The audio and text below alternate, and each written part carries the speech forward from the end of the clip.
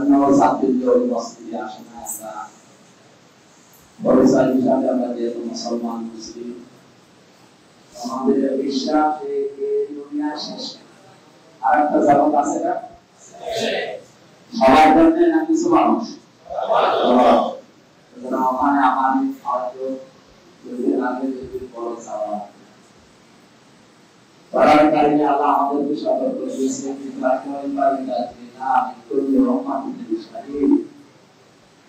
যখন হবে বড় তখন যখন তুমি কিয়ামতের দিন আমি আল্লাহর সামনে দাঁড়াবো এবং সাক্ষী হিসাবে আমি মুহাম্মদ রাসূলুল্লাহকে আমার সামনে রাখবো।